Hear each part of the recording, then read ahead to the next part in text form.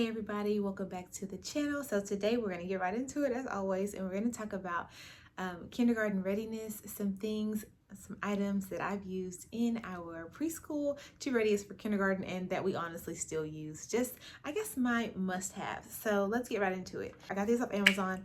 I actually think they were like a Christmas gift, but they're little eggs, different shapes, different colors, and so this was just whenever I knew that I wanted to start homeschooling my kids, guys, the Christmas list changed. Okay, it went from toy this, toy that, to learning things that they can still play with, have fun with, but were intentional. Okay, we still had the toys on there. We have an abundance of toys, but maybe that's why I was like, no more toys.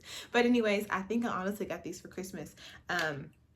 Obviously grandparents and stuff still put the kids things on there, but I switched up the Christmas wish list. So I don't know, I'm getting off on a tangent on that, but yeah, I use that as a time because people are always asking, what do the kids want, what do they need? And so I just started putting the things that we honestly need and that they are going to want. They want something to play with, and let's just, you know, make it intentional. So whatever.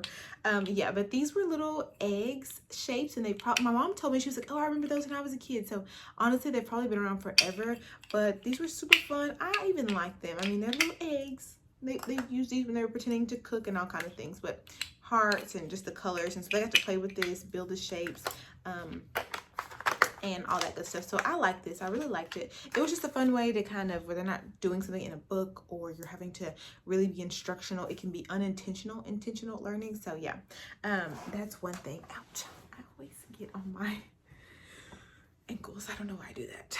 I'll leave the camera there. Anyway, so the next thing that I use, and the box, you know, these things are all well loved. Okay, this is my first busy book. I got this off of Amazon, and yeah, I wanted learning to be intentional. I wanted to do away with all of the toys that were not being, you know, productive. They were just fun. So I think this was, I don't know, I think I might have gotten this for us, but a lot of these things I added to Christmas wish list, which I don't think is a bad idea. So it's, you know, August. Get your wish list ready and send it to those that love you and love your kiddos or students. Yeah, so this is what the actual busy book looks like. Super fun, and I actually have all the little pieces in here. So let me see. Let's see how we can do this. It was a flip through. Look at this. Super cute. It's like Scrabble. Scribble. Oh, Lord. Oh, Lord. Okay, look. The dog chewed one of them, but anyways, the rest of them are in here, and the kids just literally, you put the little clear Velcro dots on and they stick it to them. So many cute little pages. I really thought this was a fun way to learn because they got to, you know, feel a sense of accomplishment, matching the colors, taking them off, putting them on. It was fun. This was their probably least favorite because it probably challenged their mind the most, but I think this really helped with their attention span and also recognition of the alphabet, because the matching, or the corresponding or matching pieces were capital or uppercase, and then these were in lowercase. So this was a challenge for them, but they had to count, and then they would have a little number that they'd have to match it to. So I like this. Obviously, I'm going over it in detail. We use this a lot. You know, maybe 3 or 4 times a week. We just pull it out, and if I had it out as accessible as everything else is these days, they probably would still do it just to be doing something. They really, really love the fruits and vegetables page. They would match the fruit on there, or the vegetable, the animals. Yeah, this was a cute book. Really cute, really fun. And it went over like undersea animals and the planets and our solar system. And, you know, it really sparked conversation. I think they would do the hands-on things and have fun with the manipulatives, but it sparked conversation. One thing about them sticking on a watermelon will lead to talking about seeds and how things grow and water and sunlight. And so, yeah, we got really intentional. They can be on a couch or on their bed or in your bed or sitting on the floor as you take care of yourself in the restroom. This was fun. And we went over the eggs, we went over that. Something else that's not necessarily like something that they're using like directly, but indirectly, are these little lap trays. Okay, we use these. It had like little maybe you can put a bottle of water or your matte pencils, extra space there. They just started to feel a sense of independence when they got these, honestly. It was different colors, and then we could take learning anywhere. We could do it at the table. They would sit on their floor in their room and work on these in the living room with them. So it just made their learning mobile, and then they would have snacks on them. So I liked this, especially for the early years where they are much younger, 2 and 3 and 3 and 4. Learning, it just made it fun. It wasn't sitting at a little table or anything like that. So yeah, that was another thing that we've used a little later on in our homeschool or in our preschool. I picked up the Bob books, and I got this around the time that we started doing Teach Your Child to Read in 100 Easy Lessons. And yeah, the stories really go along with that book. I think there's like maybe 3 different sets inside of here. Like they're color coded green, purple, and red. I think the red is the beginning one, and they're not actually in here because I have them out now because they're stronger readers, and I have them no longer just boxed up for us to use occasionally. They can pull those out and read to me, and they oftentimes do, or they'll take one in the car, so I don't have them in there. But yeah, this is something we definitely made a part of our preschool, and this is set 1 of their set. I don't know how many that they have. I think it was like 4 or 5. It was like beginning reader, starting to read, emerging reader, rhyming, things like that. And I want to pick those up, but we just haven't. But that was something that was really good. Another thing were these early learning dry erase spirals or workbooks, spiral workbooks. Use this a lot. We haven't really got here. We just kind of talked about things like this. I think it really just helped them understand the clock and time, but none of the the details. Lots of tracing and scribbling, and I think it was just fun for them to like trace, holding their markers, penmanship, that kind of thing. It was definitely a very fun, busy activity. So where they're not watching TV or they're not on a tablet or playing with each other, they can just pull this out, and they actually had fun. They didn't realize they were learning or learning fine motor skills when they were doing this. Something else that I really like that we had a ton of are flashcards. Now, this isn't something we did every single day, but we did use them pretty often. Now, I don't think you need this many, clearly. It changed it up for us. A lot of them were repetitive. Some of them were gifts, but it just made learning fun. It had cute little pictures. Let me start keeping this one up. You know, zebras helps you go over animals, their colors, food, stuff that might not come up in normal conversation. The flashcards kind of helped kind of tie things together. So yeah, I think flashcards were fun. We just had several different ways to learn the same thing a lot of times. Something else that I really enjoyed were these posters. I could go on and on about these, and I might. I think I got this as a pack of 13. Maybe more. I got these from Amazon. Oh, by the way, on these flashcards, I picked them up wherever I could. Dollar Tree, Target, Walmart, Barnes & Noble, lots of places. Now, these I did get off of Amazon. I like this because at first I had these, they give you like this little sticky adhesive that doesn't mess up your wall. It didn't mess up mine, but it didn't stay that good.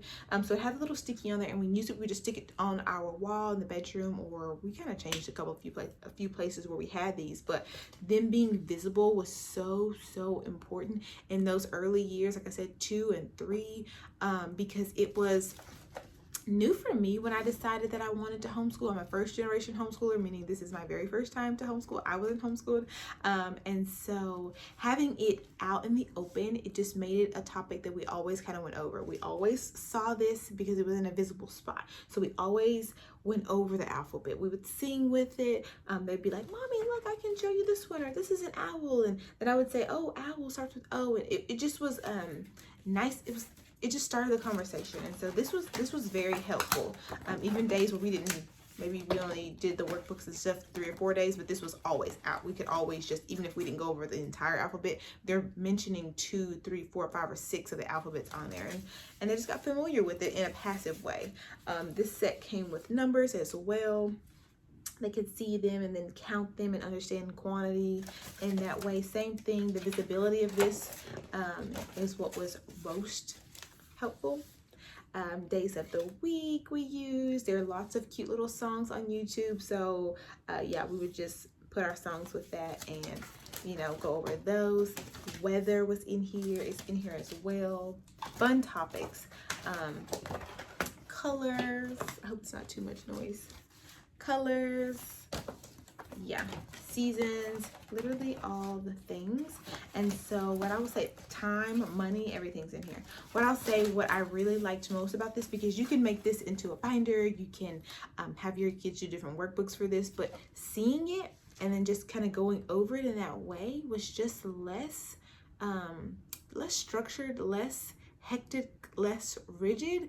You could do it and make it fun. You could make a game out of it, and we oftentimes did, especially with the colors. They would run up and touch one, or we'd say, you know, what's pink and things like that. So I really like these. Now what I will say is, yeah, it came with some sticky stuff that didn't really last, but what I have done, hold on, ouch. What I've done to be able to keep these around without necessarily having them on my wall all the time is I got these trifold boards from Walmart, but you can even get them at the Dollar Tree, because I found them at the Dollar Tree as well. But I got this one at Walmart, the pin gear one, and you can see it here. I just got the Velcro dots. Oh, let me do the middle one. Yeah, so I got the Velcro dots, and then I would put one on here, and I was able to stick it. These now have the Velcro dot up here, so I can just change them out. I think I have like 3, 4, 5 of those, and it's really been helpful for lots of things that I teach and go with my kids. I can just kind of pull it out, or have them stand, you know, have them out whenever we're doing certain things, and then we can put them away. Sometimes I don't necessarily like to see all the things all the time everywhere. So yeah, something else that I will say that we have used in our homeschool, we got lots of puzzles, and in fact this bucket or basket behind me has little matching games in there, puzzles. I wanted a lot of intentional things on hand, and so this little basket stays right here, and they can just get these things, play with them, put them together. I did also get these little, I don't know where the little magnet stick is, I think it might be in the basket, but these little magnetic games.